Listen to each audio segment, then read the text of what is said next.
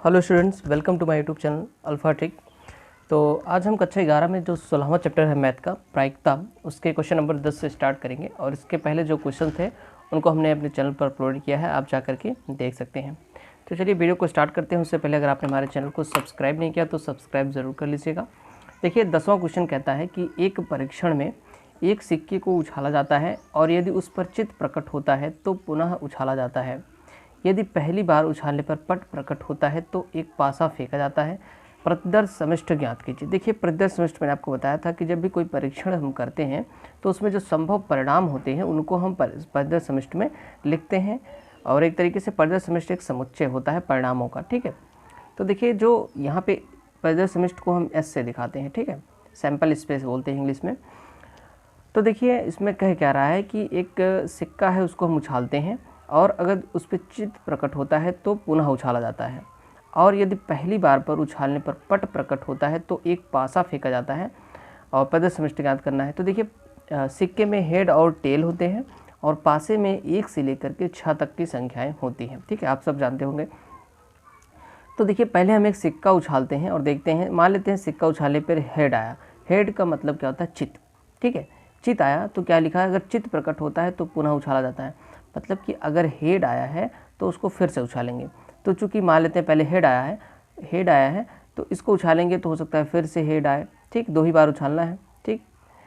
और अगर हेड आया है तो दूसरी बार हो सकता है टेल आ जाए, ठीक है। ये 2 चीज़ें हो गई जब पहली बार हेड आता है, यानी कि जब पहली बार चित्त आता है तो हो सकता है दूसरी बार उछालने पर चित्त आए या पट आए, ठीक है। टेल का मतलब पट होता है, ठीक, ये हो सकता है। अच्छा, ये 2 चीज़ें मैंने लिख दी, ये संभावना हो सकती है। लेकिन यदि पहली बार उछालने पर पट आए, देखिए हमने दोनों में पहली बार हेड आया है, यहाँ पर भी हेड आया है, यहाँ पर भी हेड आया। लेकिन अगर हम उछालें और पहली बार में हमारा टेल आ जाए तो क्या करना है? यदि पहली बार उछालने पर पट प्राप्त होता है, यानी कि टेल प्राप्त होता है, तो एक पासा फेंका जाता है, ठीक है। तो टेल तो हमें मिल गया पहली बार उछालने पे, तो अगर टेल मिल गया तो पासा फेंकने पर हो सकता है 1 आए, ठीक है। अब जितने संभव परिणाम है सब यहीं पे लिख लेंगे। हो सकता है कि 2 आए। अब देखिए बार बार हम टेल क्यों लिख रहे हैं? क्योंकि जब टेल प्राप्त होता है पहली बार पर तभी पासा फेंका जाता है, ठीक है। अगर हेड पहली बार पर आया होता, यानी कि चित्त आया होता, तो हम पासा नहीं फेंकते, ठीक है। तो हम एक बार सिक्के को उछाल लेते और जो परिणाम आता उसको लिख देते, ठीक है। तो ये परिणाम हो गया। अब टेल वाले पे देखते हैं। अब पहली बार पर अगर टेल आया तो हो सकता है पासा फेंकने पे 3 आए, ठीक। इस तरीके से 4 आ सकता है, सब संभव परिणाम है। 5 आ सकता है और 6 आ सकता है, बस इतने संभव परिणाम होंगे, यही इसका प्रतिदर्श समिष्ट हो जाएगा। अगर अवयव गिनना है तो आप पूरा अवयव गिन लीजिए, 1 2 3 4 5 6 7 8 अवयव इसमें होंगे, ठीक है। तो इस तरीके से 10वां क्वेश्चन हो गया। चलिए 11वां क्वेश्चन देख लेते हैं। 11वां क्वेश्चन क्या कहता है कि मान लीजिए कि बल्बों के एक ढेर में से 3 बल्ब यादृच्छा निकाले जाते हैं। प्रत्येक बल्ब को जांचा जाता है और उसे खराब को डी से और ठीक को एन से प्रदर्शित करते हैं। इस परीक्षण का प्रतिदर्श समिष्ट ज्ञात कीजिए, ठीक है। देखिए इसको लिखने के कई सारे तरीके हो सकते हैं। एक तरीका मैं आपको और बताता हूँ, ठीक है। एक तो सिंपल डायरेक्ट हम लिख सकते हैं, जैसे मैं आपको एक बार लिखना बताता हूँ। जैसे सैंपल स्पेस को ऐसे हम लिखते हैं तो 3 बल्ब हमें चेक करने हैं, तो हो सकता है तीनों क्या हो, डी का मतलब तीनों खराब हों, या हो सकता है कि 2 खराब हों और 1 सही हो, सही को एन से लिखते हैं, ठीक है। या फिर हो सकता है कि 1 खराब हो, दूसरा सही हो, तीसरा खराब हो। यानी कि देखिए पहले हमने डी लिख दिया, अब एक बार एन को यहाँ लिखेंगे और धीरे धीरे इधर लेके चलेंगे। देखिए एन को यहाँ हमने लिखा एक बार, अब दूसरी बार में हम क्या किया, एन को इधर लेते आए, ठीक है।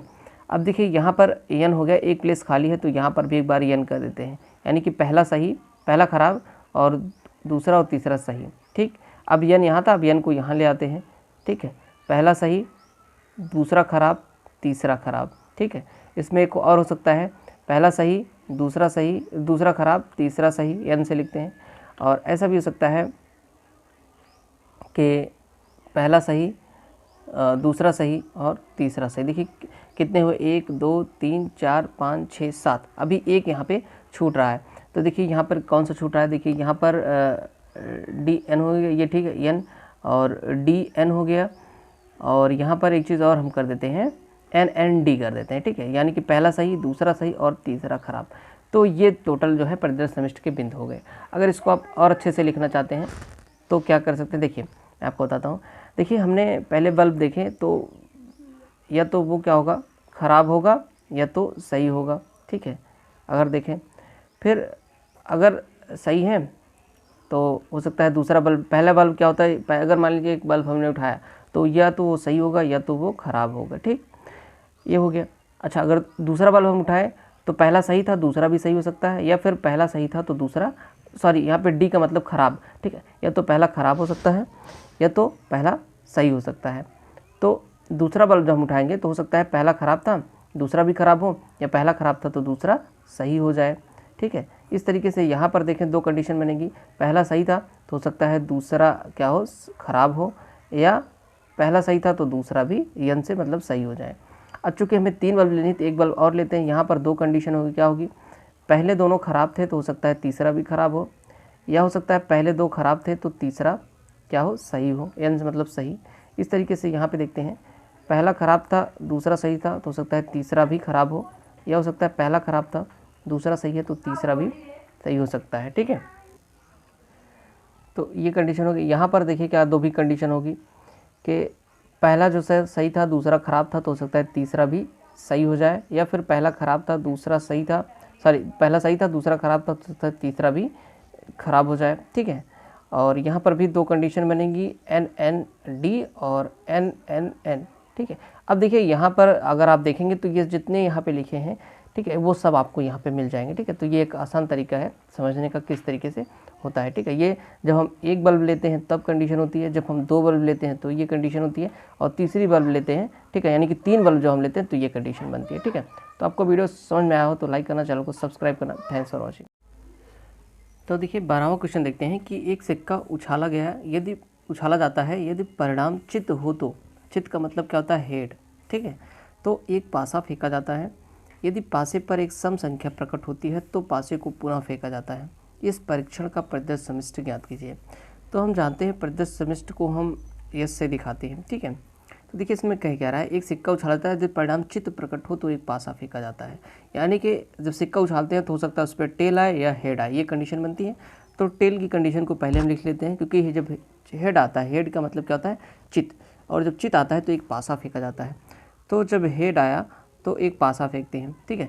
पासे फेंकने से क्या हो सकता है, देखिए पासे फेंक पे सम संख्या प्रकट होती है तो पासे को पूरा फेंका जाता है। तो मान लेते हैं कि चूँकि सम संख्या क्या होगी, 2, 4 और 6, 3 सम संख्याएँ होंगी। तो मान लेते हैं कि चित आने पर जब हमने पासा फेंका तो 1 आया, और चित आने पर जब पासा फेंका तो 3 आया। अभी सम संख्या को हम छोड़ते चलते हैं, और जब हेड आने पर यानी कि चित आने पर पासा फेंका तो 5 आया, ठीक, इतनी संख्याएँ होंगी, इतने संभव परिणाम हो गए। अब सम वाला लेते हैं, क्योंकि जब सम आया, मान लेते हैं 2 संख्या आई, ठीक है, 2 आया, तो अगर 2 आया तो फिर हमें पासा क्या होगा, फिर से फेंकना होगा। तो हो सकता है 2 आने पर क्या हो, पासा फेंकने पर दोबारा जब फेंके तो 1 आए, या फिर हो सकता है कि फेंकने पर फिर 2 आए, या हो सकता है फेंकने पर 3 आए, या हो सकता है फेंकने पर 4 आए, या हो यहाँ पे नीचे लिखते हैं, या हो सकता है फेंकने पर 5 आए, और या हो सकता है फेंकने पर 6 आए, ठीक है। तो ये सम हो गई। और अगर 3 आएगा तो यहाँ पे लिखा ही है पासा फेंकना है नहीं दोबारा। अगर 4 आता है तो फिर से पासा फेंकना होगा, तो हो सकता है 1 आए, हो सकता है 2 आए, ठीक है, हो सकता है कि 3 आए, ठीक है। इसका मतलब है कि पहले पासे फेंकने पर चित आया था, सॉरी सिक्का उछालने पर चित आया था, तो हमने एक पासा फेंका तो 4 आया, जो कि सम संख्या थी, इसलिए पासे को फिर से फेंका तो हो सकता है 3 आया, ठीक। इस तरीके से H4 और यहाँ पे 4 ले सकते हैं, ठीक है, H4 और H4 5 ले सकते हैं, H4 6 ले सकते हैं, ठीक है, ये हो गया। इस तरीके से H61 से लेकर के H66 तक ये इसका प्रतिदर्श समिष्ट हो जाएगा, ठीक है। नेक्स्ट क्वेश्चन देख लेते हैं। लिखी गई है, इन पर्चियों को एक डिब्बे में रखकर भली भांति मिलाया गया है। एक व्यक्ति डिब्बे में से 2 पर्चियां एक के बाद दूसरी बिना प्रतिस्थापित किए निकालता है, तो इस परीक्षण का प्रतिदर्श समिष्ट ज्ञात कीजिए, ठीक है। तो देखिए प्रतिदर्श समिष्ट को हम एस से लिखते हैं, एक सेट होता है। तो चूँकि हमें क्या करना है, 4 पर्चियाँ हैं और इनमें से सिर्फ क्या करना है, देखिए इन पर्चियों को 2 पर्चियाँ निकालनी हैं, ठीक है, एक एक करके 2 पर्चियाँ निकालनी हैं। तो संभव परिणाम क्या हो सकते हैं, संभव परिणाम हो सकता है कि पहली पर्ची पर 1 लिखा हो, ठीक है, 1 वाली पर्ची हो, और दूसरी पर्ची क्या हो, 2 वाली हो, ठीक है। या हो सकता है पहली पर्ची 1 वाली हो, दूसरी क्या हो, 3 वाली हो, या हो सकता है पहली पर्ची 1 वाली हो और तीसरी जो निकालें दूसरी वाली क्या हो, 4 हो। ठीक है, इस तरीके से ये हो गया। अब इसके आगे हो सकता है पहली पर्ची 2 वाली हो और दूसरी पर्ची 1 वाली हो। ठीक है, हो सकता है पहली पर्ची 2 वाली हो, दूसरी वाली 3 वाली हो। ठीक है, और इस तरीके से हो सकता है 2 वाली हो पहली और 4 वाली दूसरी हो। ठीक है, यानी कि दूसरी 4 वाली हो। ठीक है, और इस तरीके से 3 1 का भी बन सकता है, 3 2 का भी बन सकता है, 3 4 का भी बन सकता है। ठीक है, 4 है। और इस तरीके से 4 1 का बन जाएगा, 4 2 का बन जाएगा, 4 3 का बन जाएगा, और उसके बाद आपका 4 4 है, तो बस इतना ही। ठीक है, ये इतने प्रदर्श समष्टि के बन जाएंगे, इसके परिणाम हो जाएंगे। ठीक है,